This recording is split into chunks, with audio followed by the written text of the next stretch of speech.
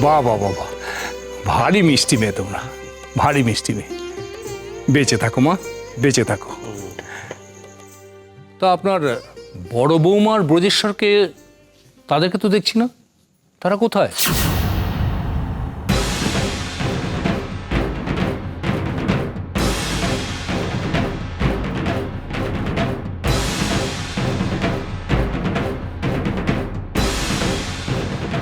সে কি তার এখানে আসেনি? না, অবশ্য আমিও ছিলাম না, আমি তো তীর্থে গিয়েছিলাম, এই তো আজ সকালেই ফিরলাম। সর্বনাশ!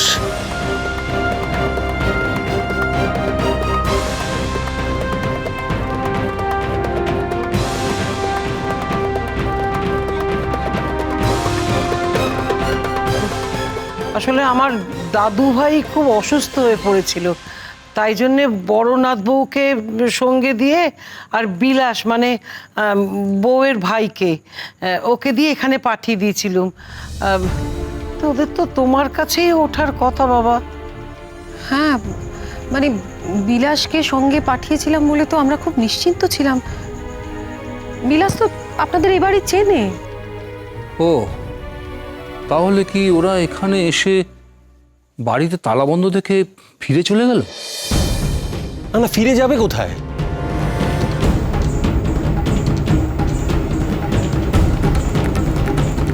চিকিৎসা না করিয়ে তো ফিরে যাবার কথা নয়। আমি জানতাম এমন কিছু একটা হবে। সবকিছুর মূলই প্রফুল্ল।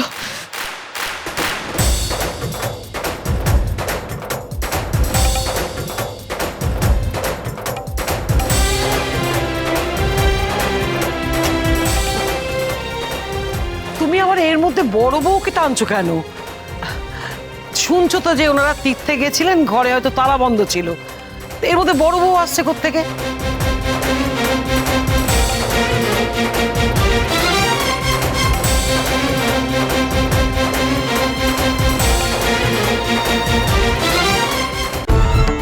আপনি যাই বলুন পিসি ঠাম্মা, আমি ওকে চিনি না। ওনাকে নিয়ে আলাদা থাকবে বলে এসব ঘটিয়েছে আপনাদের প্রফুল্লমুখী। এবার যার কি ঘটাবে কে জানে। অত চিন্তা করো না, আমি আর পতিত পাবন এক্ষুনি ওদের খুঁজতে বেরোচ্ছি। আমার ধারণা এই বাড়িটা তালাবন্ধ দেখে ওরা আশেপাশে কোথাও বাসা ভাড়া নিয়ে আছে। চিন্তা করো না, আমরা ওদের ঠিক খুঁজে বার করব। আরে দাঁড়ান দাঁড়ান দাঁড়ান, আরে বাবা, তার আগে একটু হাতে মুখে জল দিয়ে বিশ্রাম করুন।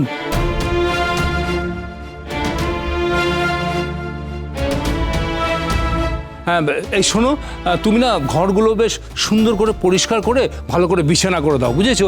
ওনারা কতক্ষণের এখানে দাঁড়িয়ে থাকবেন? যাও যাও, তাড়াতাড়ি যাও। আগে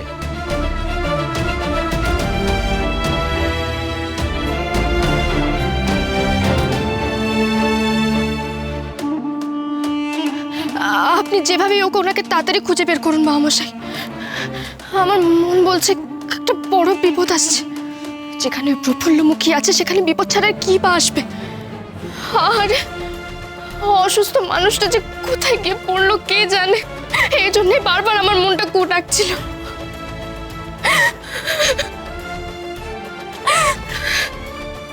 কাঁদিস না মা, কাঁদিস না।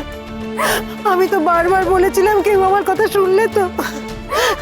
এবার দেখ, আমার জামাই ভালোই ভালো সুস্থ হয়ে ফিরলে হয়।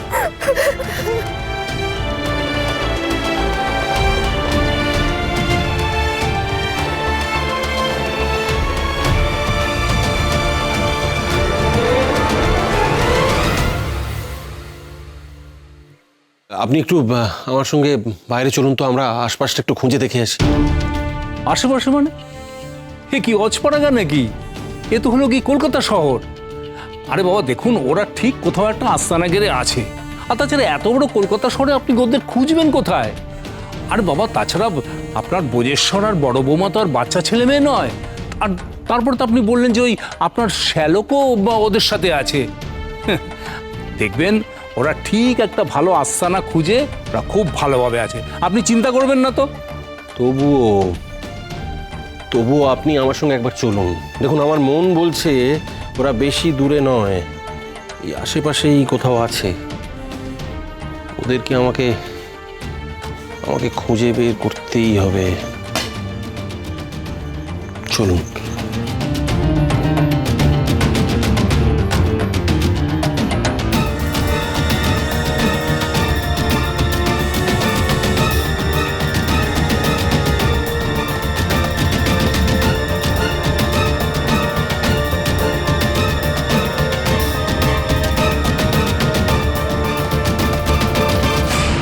যখন একবার বাবা ঠাকুরকে খুঁজে পেয়েছি তখন আমরা কাল এজলাসে উপস্থিত থাকবো। কিন্তু শুধু এজলাসে বসে থেকে কি লাভ প্রফুল্ল? তারা তো বিচারের নামে প্রহসন করবে, আর আমরা সেটা চুপচাপ বসে দেখব। আমরা তো কোনো কৌশলীও দিতে পারিনি বাবা ঠাকুরকে। তাহলে কি হবে? কলকাতা এসেও আমরা বাবা ঠাকুরের জন্য কিছু করতে পারবো না। যদি যদি কালই বাবা ঠাকুরের ফাঁসি বা দীপান্তরের আদেশ হয়, আমরা কি বাবা ঠাকুরকে কোনোভাবে বাঁচাতে পারবো না? বলুন না, বলুন না আপনি, বলুন না। কেঁদো না প্রফুল্ল, বোঝার চেষ্টা করো। দেখো, আমাদের তো বাস্তবটা মেনে নিতে হবে, আমাদের হাতে বিশেষ সময়ও নেই। আমার খুব ভয় করছে, খুব ভয় করছে। ভেঙে পড়ো না প্রফুল্ল, এমনও তো হতে পারে যে কাল বাবা ঠাকুরের হয়ে কেউ আদালতে সওয়াল করবে। আমরা তো জানি না কি হয়েছে। আমি কাল আদালতে যেতে চাই।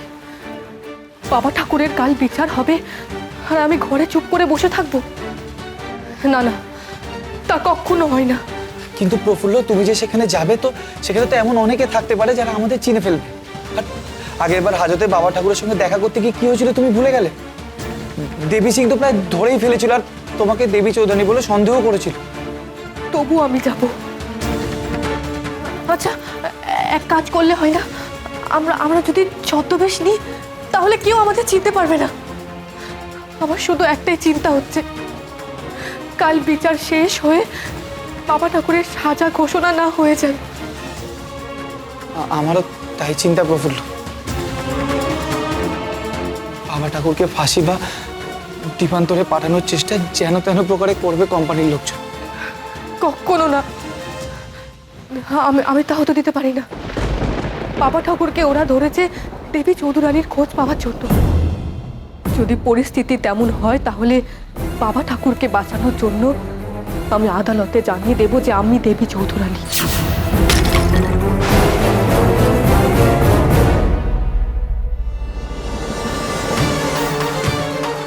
কে? কে ওখানে? কে আছো? কে?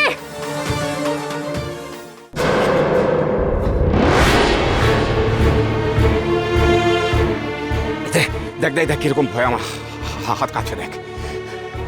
ওমা, ওমা, তাই তো। কিন্তু আপনি কি এমন শুনলেন যার জন্য এতটা উত্তেজিত হয়ে পড়েছেন? দেবী চৌধুরানীর নাম শুনেছিস? দেবী চৌধুরানী? হ্যাঁ। নামটা কেমন শোনা শোনা লাগছে। আচ্ছা, আপনি কি আসলে ওই ডাকাত রানীর কথা বলছেন, যাকে ওই ব্রিটিশ সরকার হন্যে হয়ে খুঁজছে, যার মাথার দাম অনেক?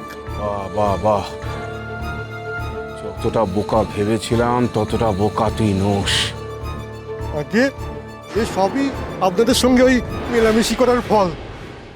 কিন্তু আপনি এসব কি বলছেন বলুন তো? ওই কুঁড়ে ঘরে ব্রজেশ্বরের সঙ্গে যে বউটা থাকে সে আসলে দেবী চৌধুরানী? ও বাবা, এই দেখুন দেখুন কথা, আমার না কেমন হাত পাত কেমন কাঁপছে। বাংলায় একটা প্রবাদ আছে, যে কাটায় মাপ সে কাটায় শোধ। কালকে এই আদালতে ভবানী ঠাকুরের বিচার হবে, আর সেটা দেখতে ছদ্মবেশে দেবী চৌধুরানী আসবে। দেবী চৌধুরানীকে ধরিয়ে দিয়ে পুলিশের কাছ থেকে ইনাম নেব, দুজনেরই ফাঁসি হবে। আর দেবী চৌধুরানীর ফাঁসি মানে প্রফুল্লর মৃত্যু। সেক্ষেত্রে আমি রায়চৌধুরী মশাইয়ের কাছ থেকে ইনাম নেব।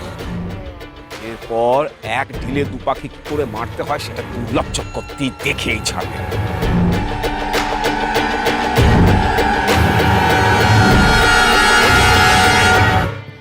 কে?